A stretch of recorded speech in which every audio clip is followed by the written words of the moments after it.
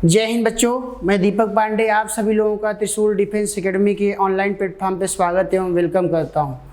जैसे कि आज बच्चों हम लोग जो है CDS 1 2023 के लिए जो है ज्योग्राफी का सिलेबस जो है डिस्कस करेंगे। अपडेटेड सिलेबस को डिस्कस इसलिए करेंगे हम लोग क्योंकि अगर आप CDS के एग्ज़ाम का पहले के पेपर से कंपैरिजन करेंगे तो आप एवरी ईयर जो है CDS के पेपर में ज्योग्राफी से जो क्वेश्चन पूछे जाते हैं लगभग 20 से 25 क्वेश्चन पूछे जाते हैं।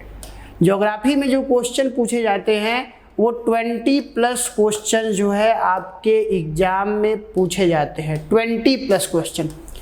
और ये 20+ क्वेश्चन 25 भी हो सकता है, 21, 22 और 27 या 28 भी हो सकता है। तो ये 20+ क्वेश्चन की तैयारी हम लोग जो है ज्योग्राफी का सिलेबस को समझ के, ज्योग्राफी के नोट्स को पढ़ के, ज्योग्राफी से संबंधित NCERT को पढ़ के हम लोग जो है ये 20+ क्वेश्चन को क्या कर सकते हैं, कवर कर सकते हैं। तो चलिए सिलेबस को एक एक करके हम लोग डिस्कस करते हैं कि सिलेबस में कौन कौन से पॉइंट हैं, सिलेबस में क्या क्या चीज़ें हैं। आइए देखते हैं। सबसे पहले अगर आप आएंगे CDS 1 2023 के लिए सिलेबस में अगर आप आएंगे तो ज्योग्राफी का सिलेबस में ज्योग्राफी के सिलेबस को दो पार्ट में हमने क्या किया है, डिवाइड किया है। एक वर्ल्ड ज्योग्राफी, विश्व का भूगोल, और दूसरा जो है इंडियन ज्योग्राफी। वर्ल्ड ज्योग्राफी के साथ हम लोग जो है वर्ल्ड मैप भी करेंगे, वर्ल्ड मैप का भी टॉपिक करेंगे। वर्ल्ड मैप से भी आपके एग्जाम में क्वेश्चंस क्या किए जाते हैं, पूछे जाते हैं। और उसके अलावा इंडियन ज्योग्राफी के साथ हम लोग जो है इंडियन मैप करेंगे, इंडियन मैप। तो इस प्रकार वर्ल्ड मैप और इंडिया मैप जो है करेंगे और यहाँ से क्वेश्चंस आपके एग्जाम में जो है क्वेश्चंस की पूछे जाते हैं। तो चलिए एक एक करके हम जो है सिलेबस को देखते हैं। सबसे पहले अगर वर्ल्ड ज्योग्राफी में आप आएंगे तो वर्ल्ड ज्योग्राफी में फिजिकल ज्योग्राफी के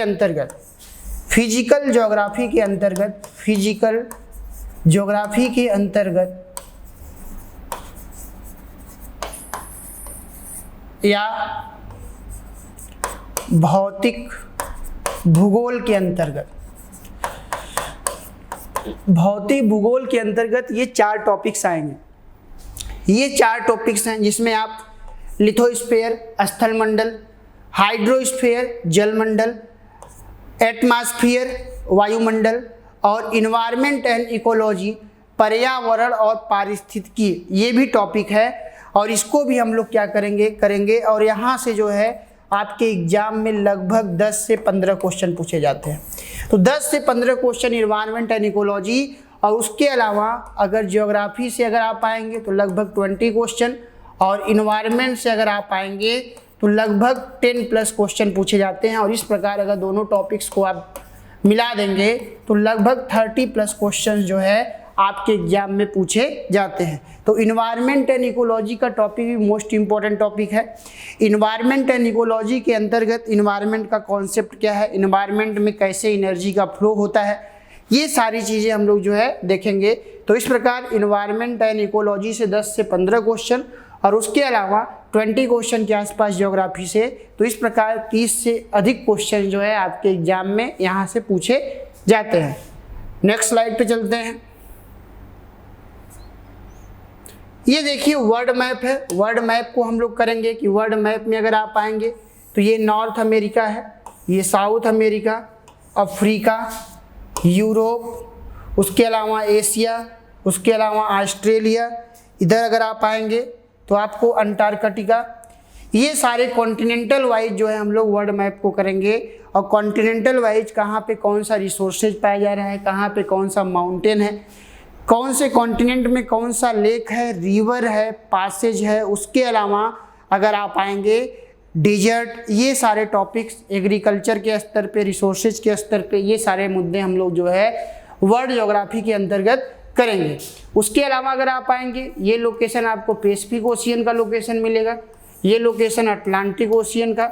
उसके अलावा अगर आप आएंगे तो यहाँ पे इंडियन ओशियन आपको मिलेगा, और नॉर्थ में अगर आप जाइएगा तो आपको आर्कटिक ओशियन, और इस रीजन में अगर आप आएंगे तो यहाँ पे सदर्न ओशियन या दक्षिणी महासागर मिलेगा। दक्षिणी महासागर एक ऐसा क्षेत्र होता है जहाँ पे इंडियन ओशियन, अटलांटिक ओशियन और पैसिफिक ओशियन तीनों मिलता है, उसको सदर्न ओशियन के नाम से या उसको दक्षिणी महासागर के नाम से हम लोग जानते हैं। इस प्रकार नेक्स्ट स्लाइड पे चलते हैं और सिलेबस को एक एक करके हम लोग देखते हैं। वर्ल्ड ज्योग्राफी में ये सारे टॉपिक्स के बारे में हम लोगों ने बात किया। अब देखिए लिथोस्फीयर के बारे में अगर आप आएंगे तो मैप में लिथोस्फीयर आपके सामने दिख रहा है। लिथोस्फीयर का मतलब होता है, लिथोस्फीयर का मतलब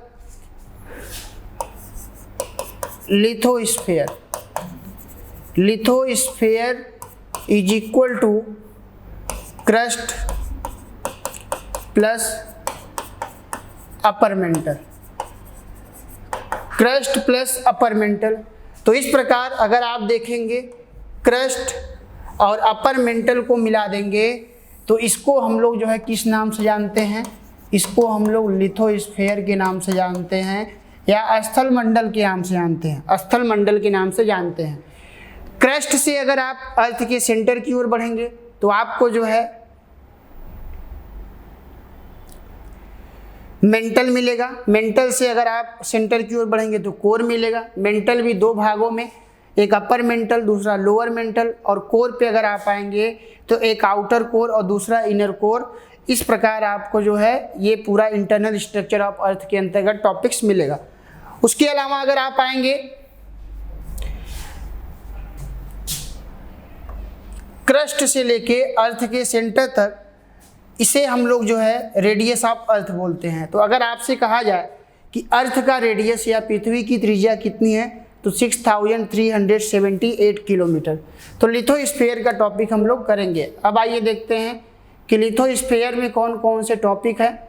लिथोस्फीयर के अंतर्गत अगर आप आएंगे तो सबसे पहला टॉपिक जो है इंटरनल स्ट्रक्चर ऑफ अर्थ या पृथ्वी की आंतरिक संरचना। पृथ्वी की आंतरिक संरचना में हम लोगों ने देखा कि किस तरीके से क्रस्ट से अर्थ के सेंटर पे जाने पर क्रस्ट के बाद मेंटल और मेंटल के बाद कोर आपको दिखाई देगा।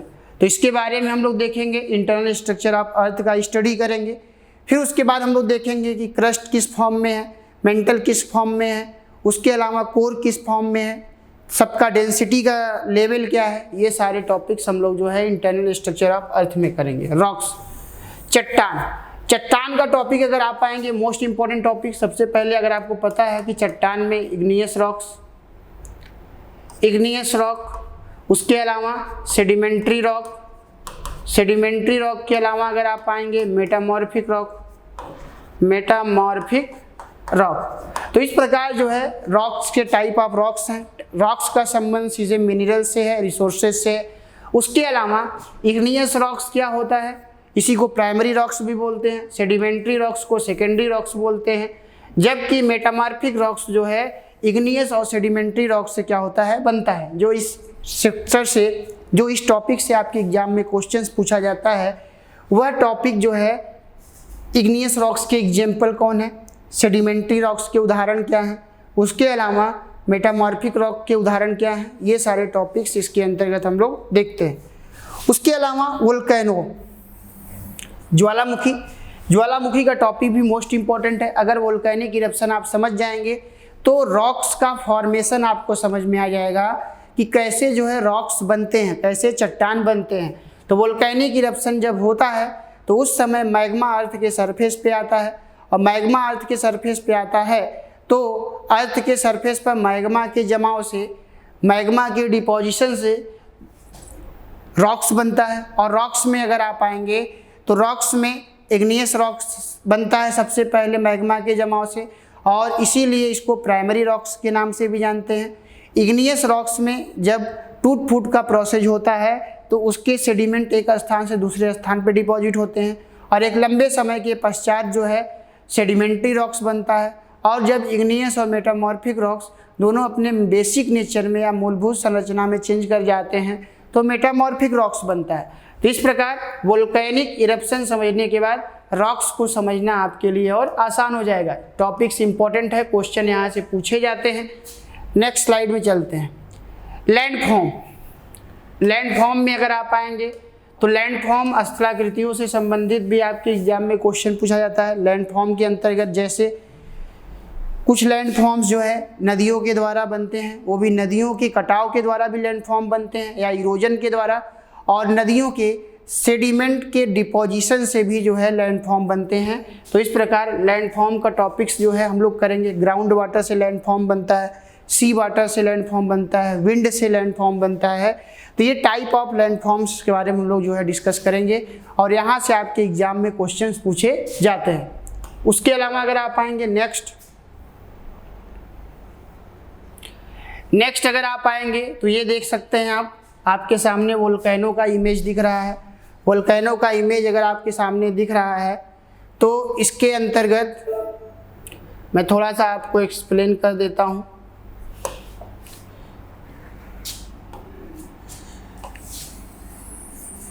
ये पूरा का पूरा पोर्शन इसको बोलते हैं वोल्केनिक पाइप।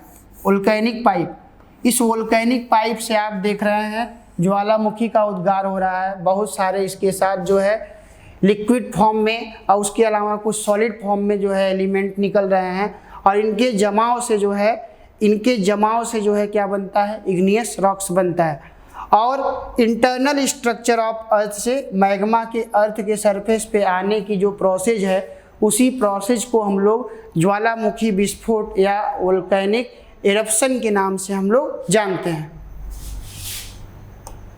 उसके अलावा वोल्केनो में अगर आप आएंगे टाइप ऑफ वोल्केनो में एक्टिव वोल्केनो, उसके अलावा डोरमोंट वोल्केनो, उसके अलावा एक्सटिंक्ट वोल्केनो, ये 3 प्रकार के वोल्केनोज मिलते हैं और इसके एग्जाम्पल्स दिखते हैं और वो एग्जाम्पल्स आपके एग्जाम में क्वेश्चन कोटेशन के रूप में पूछे जाते हैं। नेक्स्ट क्वेश्चन अगर आप आएंगे लैंडफॉर्म्स के बारे में अभी हम लोगों ने डिस्कस किया। अब आ जाइए एटमॉस्फेयर का टॉपिक। एटमॉस्फेयर के टॉपिक में अगर आप आएंगे, एटमॉस्फेयर के टॉपिक में तो देखिए आपके एग्जाम के लिए एटमॉस्फेयर का टॉपिक मोस्ट इम्पॉर्टेंट टॉपिक है। इस टॉपिक से आपके एग्जाम में जो है क्वेश्चंस पूछे जाते हैं और हर साल पूछे जाते हैं। इस टॉपिक में पहला टॉपिक है कंपोजिशन ऑफ एटमॉस्फेयर। तो कंपोजिशन ऑफ एटमॉस्फेयर या जो है वायुमंडल की संरचना, वायुमंडल के संगठन में अगर आप आएंगे तो इसके अंतर्गत हम लोग ये देखते हैं कि अर्थ के चारों ओर सराउंडिंग में डिफरेंट टाइप के गैसेज के मिक्सचर ऑफ गैस या गैस के मिक्सचर से जो है क्या बनता है, तो गैस के मिक्सचर से एटमॉस्फेयर बनता है। और इन्हीं गैसों का जो मिक्सचर होता है उसी को हम लोग जो है कंपोजिशन बोलते हैं कि आखिर कौन कौन से गैस से मिलकर एटमॉस्फेयर बना है, उनके परसेंटेज के बारे में, उनके मास के बारे में हम लोग डिस्कस करते हैं और उन गैसेज का क्या इंपॉर्टेंस है उसके बारे में हम लोग देखते हैं। उसके अलावा अगर आप आएंगे स्ट्रक्चर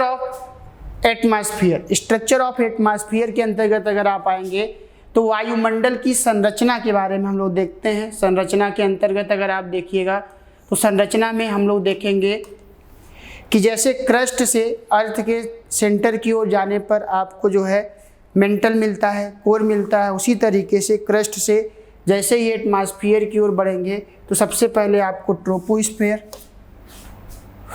ट्रोपोस्फेयर के बाद स्ट्रेटोस्फेयर, उसके अलावा मीजोस्फेयर के बाद अगर आप आएंगे थर्मोस्फेयर में 2, एक आयनोस्फेयर और एक एक्सोस्फेयर। तो इस प्रकार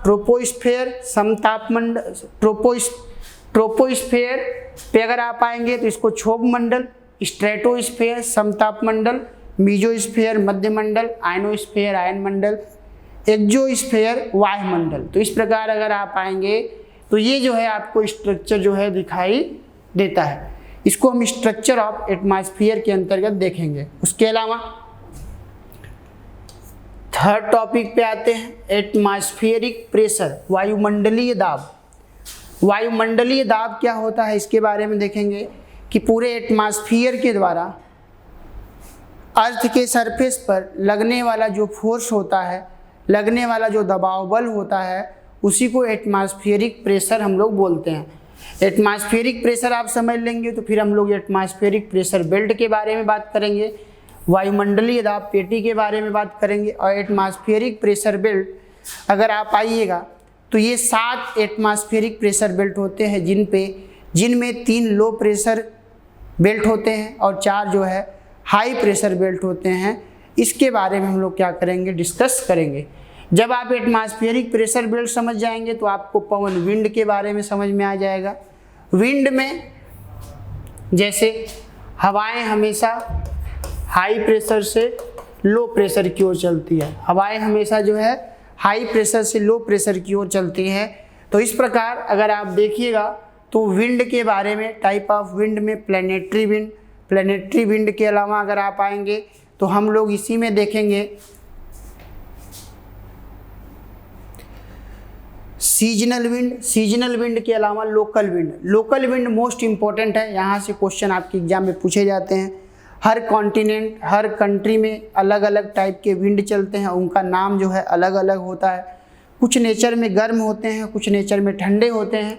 तो यहाँ से क्वेश्चंस आपके एग्जाम में पूछे जाते हैं। जबकि प्लेनेटरी विंड जो है पूरे बस एक निश्चित डायरेक्शन में चलता है।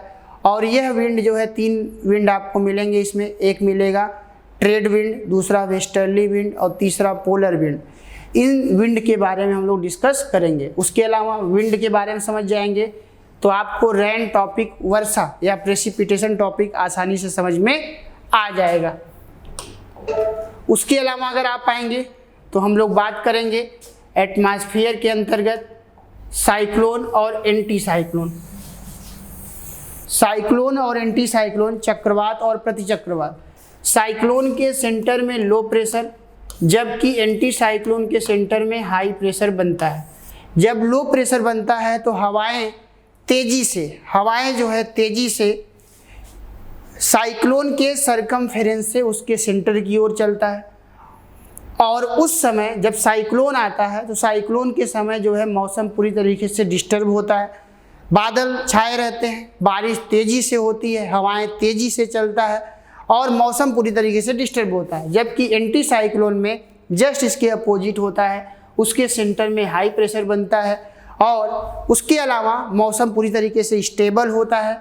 जैसे हम इसको इस तरीके से भी समझ सकते हैं, तो अगर जैसे जून, जुलाई, अगस्त, मई को भी शामिल कर लें तो ये जो है साइक्लोनिक जोन है। उसके बाद सितंबर से धीरे धीरे मौसम ठंडा होना शुरू होता है। तो उसके अलावा अक्टूबर, नवंबर, दिसंबर, जनवरी, ये 4 महीने पूरी तरीके से, फरवरी भी ऐड कर लीजिए, तो ये 5 महीने पूरी तरीके से हाई प्रेशर जोन में होते हैं, जहाँ पे मौसम पूरी तरीके से ठंडा होता है और उसके अलावा जो है डिस्टर्बेंस किसी प्रकार का नहीं होता। फिर इसके बाद धीरे धीरे फरवरी के बाद मार्च, अप्रैल, मई अर्थ का सरफेस गर्म होता है और जून, जुलाई, अगस्त फिर से साइक्लोनिक जो है क्रियाकलाप या एक्टिविटीज स्टार्ट होते हैं। तो इस प्रकार आप साइक्लोन और एंटी साइक्लोन का टॉपिक पढ़ेंगे।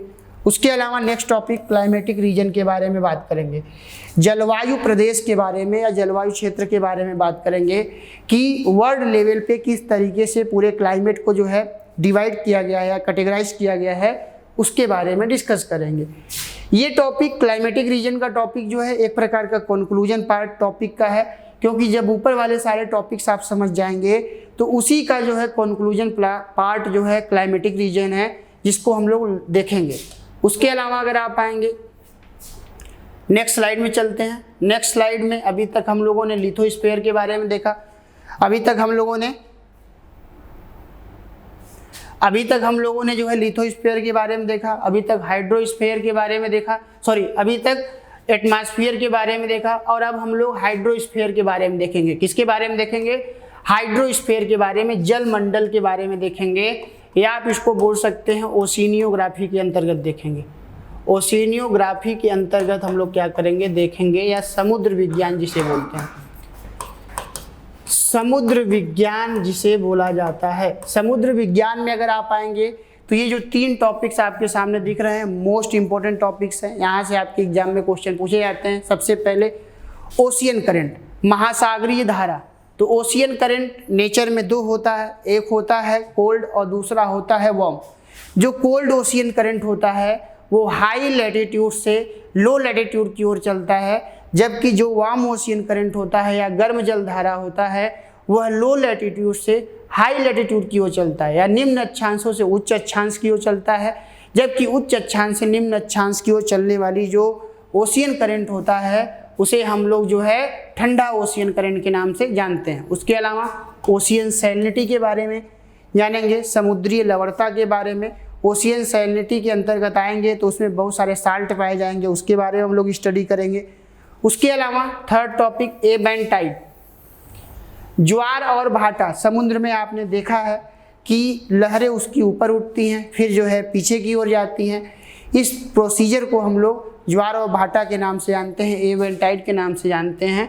तो ये सारे टॉपिक्स हम लोग हाइड्रोस्फीयर के अंतर्गत करेंगे। उसके अलावा वर्ल्ड ज्योग्राफी के अंतर्गत अगर आप आएंगे, last topic environment and ecology. Environment and ecology के अंतर्गत हम लोग टॉपिक करेंगे और ये मोस्ट इम्पॉर्टेंट टॉपिक, यहाँ से 10+ क्वेश्चन आपके एग्जाम में पूछे जाते हैं। और इन्वायरमेंट एंड इकोलॉजी के जो क्वेश्चन होते हैं जनरली करंट ओरिएंटेड होते हैं, करंट ओरिएंटेड होता है। उसके अलावा अगर आप आएंगे इकोलॉजी के कंपोनेंट देखते हैं, जैसे बायोटिक कंपोनेंट, अबायोटिक कंपोनेंट।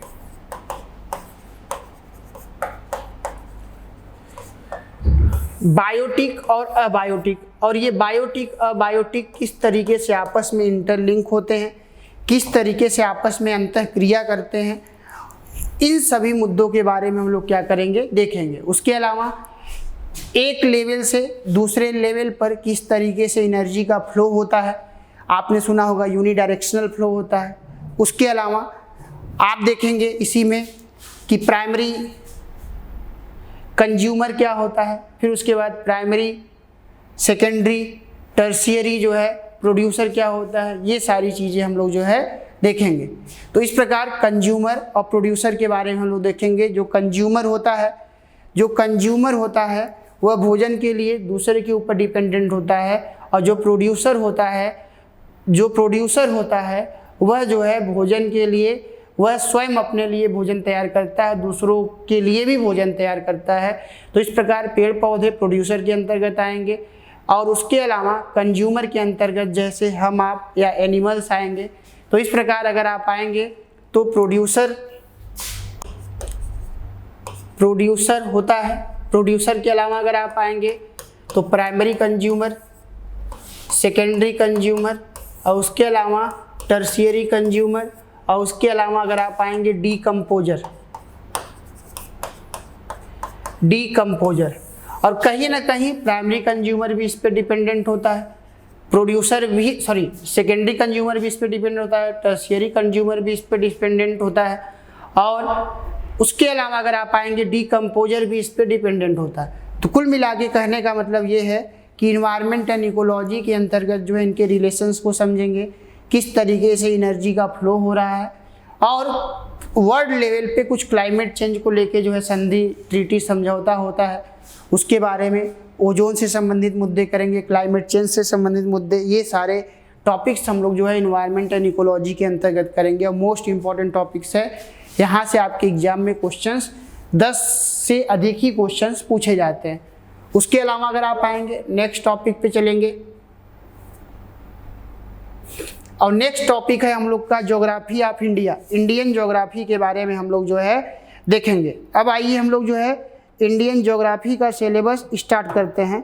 और इंडियन ज्योग्राफी के सिलेबस के अंतर्गत अगर आप आएंगे तो पहला टॉपिक है general facts about India. General facts about India, और जनरल फैक्ट अबाउट इंडिया पे अगर आप आएंगे भारत के बारे में सामान्य तथ्य, जिसमें पहला topic physical aspect of India, Bharat का भौतिक पहलू या भौतिक स्वरूप, जिसमें हम लोग हिमालयन रीजन के बारे में बात करेंगे। हिमालयन क्षेत्र, प्लेन रीजन मैदानी क्षेत्र, पेनिनसुलर रीजन महाद्वीपीय क्षेत्र, कोस्टल रीजन तटीय क्षेत्र। उसके अलावा कोस्टल रीजन में अगर आप आएंगे ईस्टर्न कोस्ट, वेस्टर्न कोस्ट, पूर्वी तट या पश्चिमी तट। उसके अलावा अगर आप आएंगे तो हम लोग देखेंगे ग्रुप ऑफ आइलैंड में या द्वीप समूह के अंतर्गत आएंगे अंडमान निकोबार, लक्षद्वीप के बारे में देखेंगे, जैसे इसी में 10 degree channel, 8 degree channel, 9 degree channel. उसके अलावा जो है अंडमान में अगर आप आएंगे निकोबार में तो हम लोग north Andaman, middle Andaman, south Andaman, little Andaman. उसके अलावा अगर आप आएंगे ननकौरी आइलैंड और ग्रेट निकोबार, ये सारे मुद्दे हम लोग जो है देखेंगे। उसके अलावा अगर आप आएंगे दर्रों के बारे में हम लोग बात करेंगे, पासेज के बारे में क्वेश्चंस यहाँ से पूछे जाते हैं, जैसे लिपुलेख दर्रा, जैसे बोमडीला दर्रा, जैसे अगर आप आएंगे जेलेपला, सिपकीला, ये सारे दर्रे हैं। नाथुला क्वेश्चंस पूछ देते हैं स्टेट वाइज कि कौन से स्टेट में कौन सा दर्रा है, तो ये इंपॉर्टेंट टॉपिक है, इसको समझना है। लेक के बारे में, झील के बारे में हम लोग बात करेंगे। झील में एक सैल्टी वाटर लेक होता है और एक फ्रेश वाटर लेक होता है या मीठे पानी का झील होता है, उसके बारे में देखेंगे। कैनाल, नहरों के बारे में देखेंगे, जिसमें इंपॉर्टेंट नहर आपको जो है इंदिरा गांधी कैनाल के बारे में, इंदिरा गांधी कैनाल के बारे में। उसके अलावा next India and it's neighbouring country, Bharat और पड़ोसी देश के बारे में हम लोग बात करेंगे। भारत और पड़ोसी देश में अगर आप आएंगे तो भारत पाकिस्तान, भारत अफगानिस्तान, भारत चाइना, भारत नेपाल, भारत भूटान, भारत बांग्लादेश, भारत म्यांमार, भारत श्रीलंका, भारत मालदीव, ये सारे टॉपिक्स करेंगे।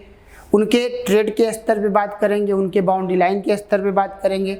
उसके अलावा उनके बीच बाउंड्री लाइन का नाम क्या है उसको देखेंगे। उसके अलावा हम लोग देखेंगे कि उसके कौन कौन से स्टेट इंटरनेशनल बाउंड्री से टच करते हैं, डिस्प्यूट के स्तर पे बात करेंगे। सारे मुद्दे हम लोग इंडिया एंड नेबरिंग कंट्री में देखेंगे। ड्रेनेज सिस्टम, अपवाह तंत्र, ड्रेनेज सिस्टम में अगर आप आएंगे तो स्पेशली जो है अगर आप आएंगे Ganga,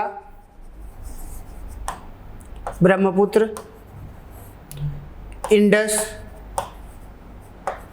and river of south India, river of south India.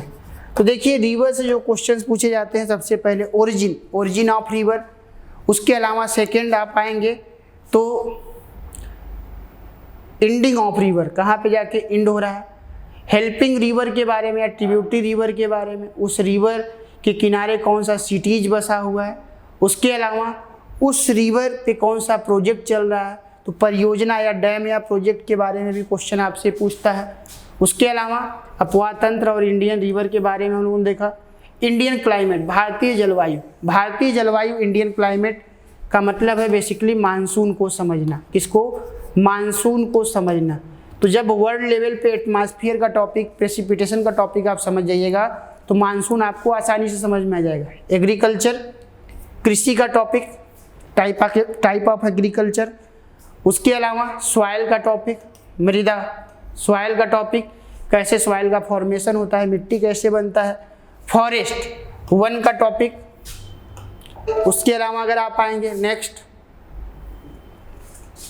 Next topic अगर आप आएंगे तो ट्रांसपोर्टेशन, परिवहन में अगर आप आएंगे तो आपको जो है रोडवेज के अलावा अगर आप आएंगे एयरवेज के अलावा अगर आप आएंगे रेलवेज।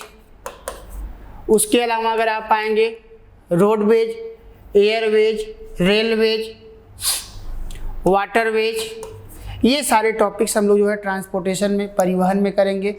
बायो रिजर्व, जैव आरक्षित क्षेत्र, नेशनल पार्क, राष्ट्रीय उद्यान, वाइल्ड लाइफ सेंचुरी, ये सारे टॉपिक्स जो है अलग से भी करेंगे हम लोग। इन्वायरमेंट एंड इकोलॉजी के अंतर्गत भी कंप्लीट करेंगे।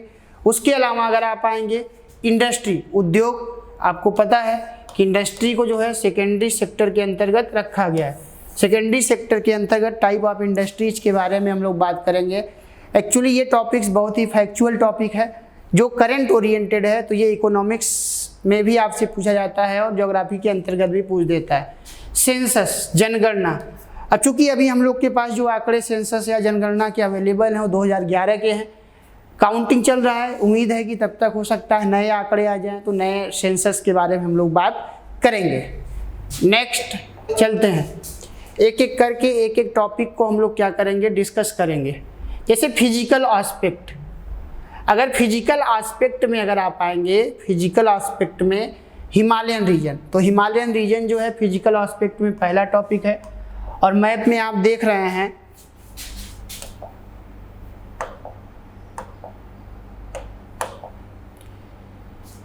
ये पूरा का पूरा रीजन अगर आप आएंगे तो ये जो है पूरा माउंटेन का रीजन है, हिमालयन रीजन का टॉपिक है। इस हिमालयन में अगर आप आएंगे, हिमालयी क्षेत्र में अगर आप जो है नॉर्थ टू साउथ बढ़िएगा तो आपको ट्रांस हिमालय मिलेगा।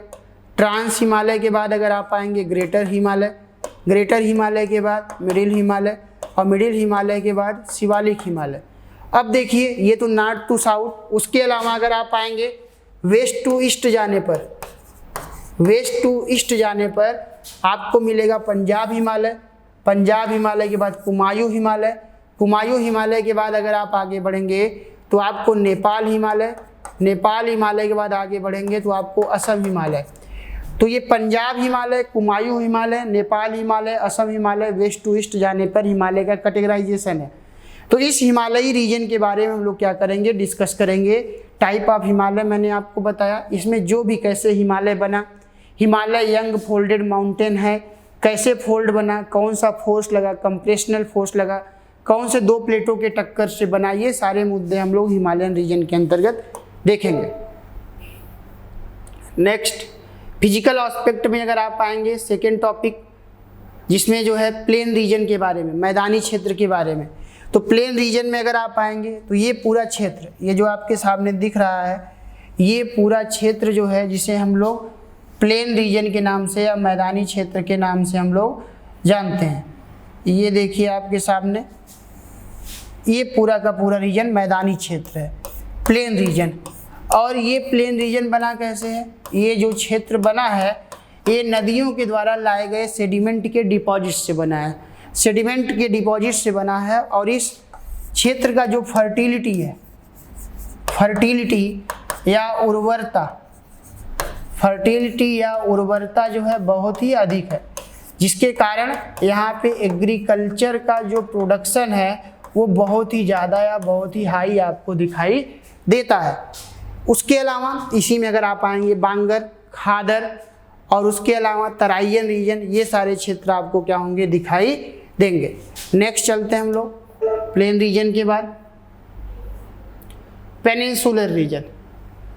अब देखिए पेनिनसुलर रीजन पे अगर आप आएंगे, पेनिनसुलर रीजन में, तो पेनिनसुलर रीजन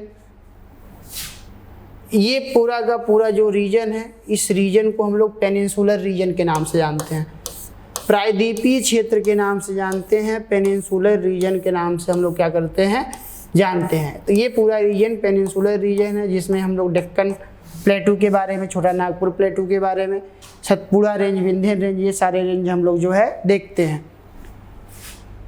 उसके अलावा अगर आप आएंगे next eastern coastal plain, coastal plain में अगर आप आएंगे तो ये देखिए कोस्टल प्लेन आपके सामने दिख रहा है, इसको हम लोग वेस्टर्न घाट और उसके अलावा इसको हम लोग ईस्टर्न घाट के नाम से जानते हैं। इसमें गुजरात कोस्ट आपको मिलेगा, गुजरात के बाद कोंकण कोस्ट, कोंकण के बीच जो है, कोंकण के बाद कन्नड़ कोस्ट, कन्नड़ कोस्ट के बाद मालाबार कोस्ट। उसके अलावा अगर आप आएंगे नार्दर्न कोस्ट, ईस्टर्न कोस्ट, उसके अलावा कोरोमंडल कोस्ट, ये सारे कोस्ट जो है आपको कोस्टल रीजन में दिखेंगे। यहीं पे हम लोग पोर्ट के बारे में भी देखेंगे कि कोस्टल वेस्टर्न कोस्ट में कौन से पोर्ट हैं, ईस्टर्न कोस्ट में कौन से पोर्ट हैं। टॉपिक्स जो है करंट ओरिएंटेड है, सीडीएस के एग्जाम के लिए मोस्ट इंपॉर्टेंट टॉपिक्स है। नेक्स्ट चलते हैं हम लोग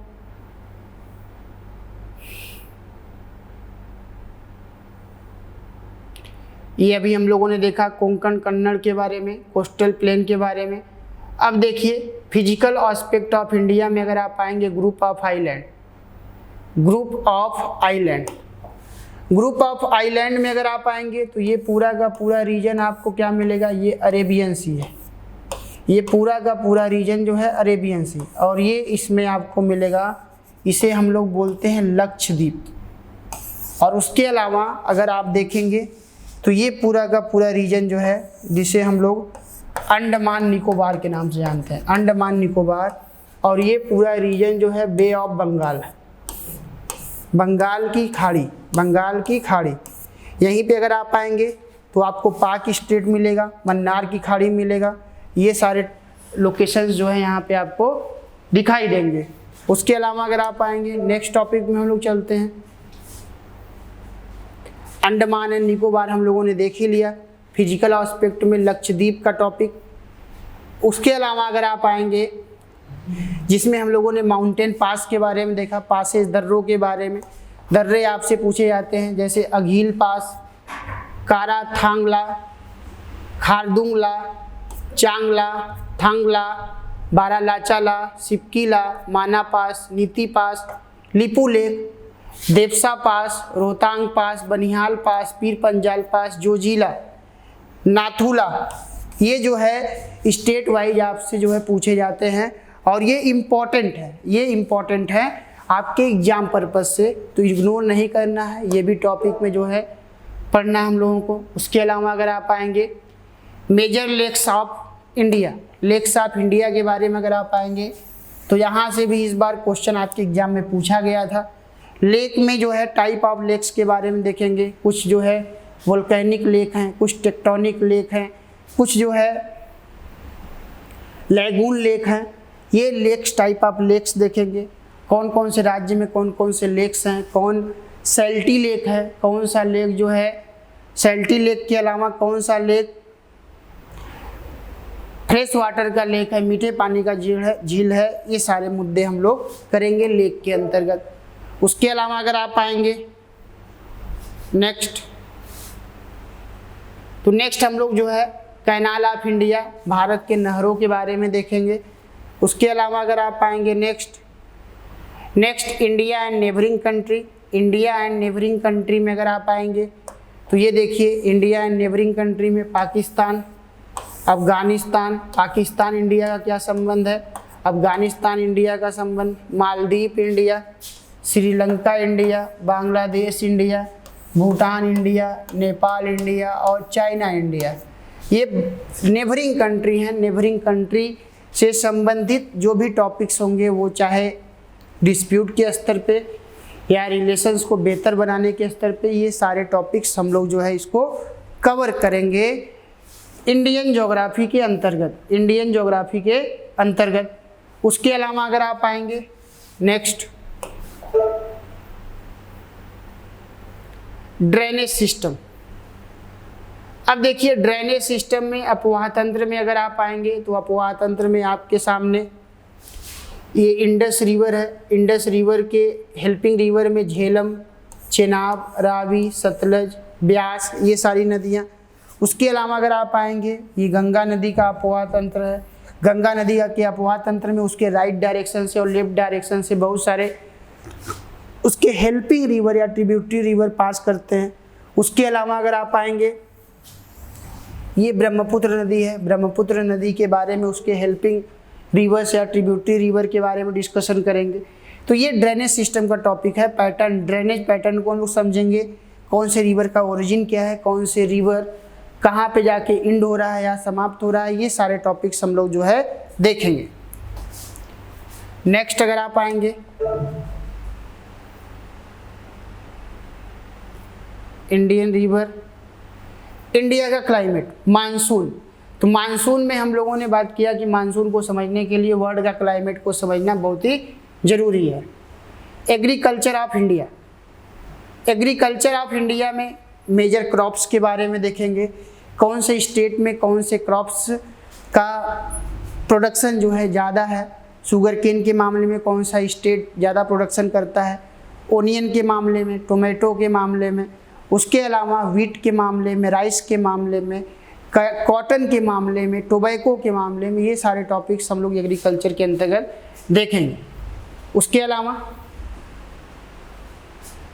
सॉइल, सॉइल मिट्टी, मिट्टी के टॉपिक में अगर आप आएंगे तो मिट्टी के टॉपिक्स में अगर आप आएंगे तो ये देखिए मिट्टी के टॉपिक में आपको ये फॉरेस्ट सॉइल, सबसे पहले सॉइल का फॉर्मेशन हम लोग समझेंगे, कैसे सॉइल बन रहा है, कैसे मिट्टी बन रहा है। फिर उसके बाद इस रीजन में अगर आप आएंगे तो इसको वनी मिट्टी या फॉरेस्ट सॉइल या माउंटेनियस सॉइल बोलते हैं।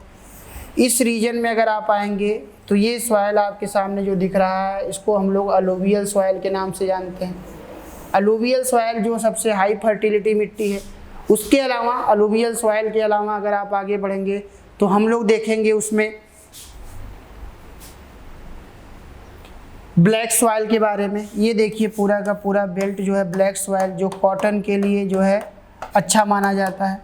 उसके अलावा laterite soil, red soil and yellow soil, ये सारे सॉइल जो है हम लोग जो है सॉइल के टॉपिक में देखेंगे कौन से सॉइल का क्या इंपॉर्टेंट रहा है, ये भी सारे टॉपिक्स हम लोग करेंगे। उसके अलावा अगर आप आएंगे नेक्स्ट टॉपिक पे चलते हैं, नेचुरल वेजिटेशन के बारे में हम लोगों ने, फॉरेस्ट के बारे में हम लोग देखेंगे कि कौन सा ट्रॉपिकल थॉर्नी वेजिटेशन है, अल्पाइन एंड सब alpine, Himalayan dry temperate, Himalayan most temperate, सब ट्रॉपिकल, कॉनिफेरस। तो ये सारे टॉपिक्स हम लोग जो है देखेंगे, कौन से इसके एग्जाम्पल हैं, ये सारे मुद्दे हम लोग देखेंगे, आपके एग्जाम में पूछे जाते हैं।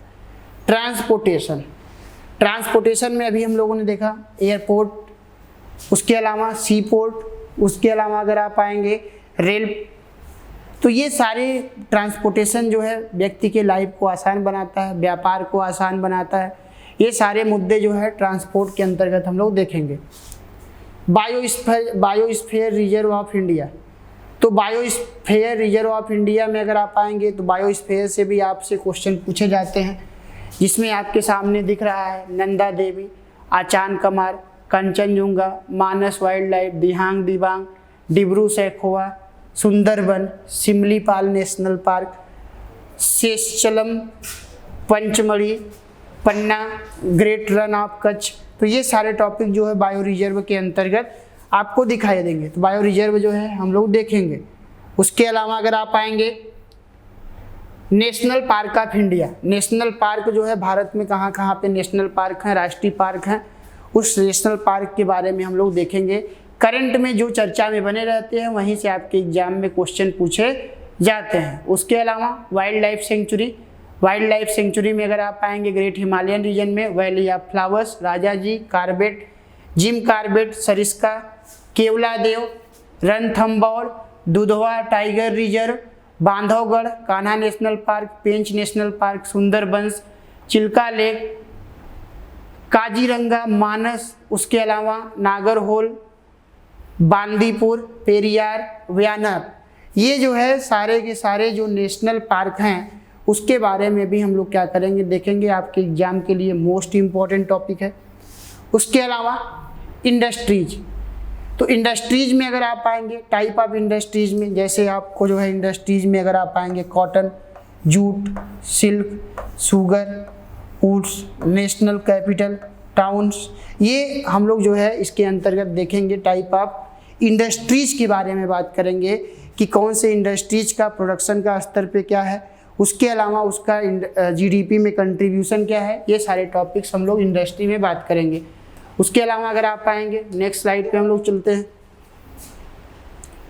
सेंसस, जनगणना। अब देखिए जनगणना का टॉपिक चूंकि अभी हम लोगों के पास अगर आप आएंगे तो इंडिया के पास जो आंकड़ा अवेलेबल है वो आंकड़ा 2011 का है, सेंसस 2011 का आंकड़ा अवेलेबल है। 2021 के आंकड़े अभी नहीं आए, कोरोना की वजह से डिले हैं, तो आंकड़ा जो है काउंटिंग इस समय हो रहा है, जल्द हो सकता है तब तक 2021-22 के आंकड़े हम लोगों के पास आ जाए तो हम लोग सेंसस 2022 या 2021 के बारे में डिस्कस करेंगे। नेक्स्ट, अब हम लोग बात करेंगे कि आखिर जो है ज्योग्राफी का जो हम लोगों ने इतना सिलेबस देखा, geography of India, geography of world, तो हम लोग ज्योग्राफी को आखिर कैसे इजीली कम समय में तैयार करें, तो उसके पीछे जो है सबसे बड़ा जो फैक्टर है एनसीईआरटी बुक। आपको एनसीईआरटी बुक का कम से कम 11 एंड 12, कम से कम 11 एंड 12 क्लास का एनसीईआरटी आपको पढ़ना चाहिए, अच्छे से पढ़ना चाहिए। उसके अलावा क्लास नोट्स, मेरे द्वारा पढ़ाए गए क्लास नोट्स को आपको बार बार क्या करना है, रिवाइज करना है। उसके अलावा आपको क्या करना है, उसके अलावा आपको मल्टीपल चॉइस क्वेश्चन सॉल्व करने हैं, एमसीक्यूज। जितना अधिक मल्टीपल चॉइस क्वेश्चन सॉल्व करेंगे उतना ही आप कॉन्सेप्ट में बेहतर होते जाएंगे, मल्टीपल चॉइस क्वेश्चन में मास्टर होते जाएंगे। तो कुल मिला के कहने का मतलब कि एनसीईआरटी बुक, क्लास नोट्स और टीडीए पब्लिकेशन का बुक्स आप क्या कर सकते हैं, स्टडी कर सकते हैं, और स्टडी करने के बाद आपको बार बार टॉपिक्स को रिवाइज करना है, एमसीक्यू सॉल्व करना है। यही एक तरीका ऐसा है जिससे आप जो है कम समय में आसानी से ज्योग्राफी को तैयार कर सकते हैं और आपके एग्ज़ाम में, जैसे कि हमने बताया कि ज्योग्राफी से 20+ क्वेश्चन और इन्वायरमेंट एंड इकोलॉजी से लगभग 10+ क्वेश्चन।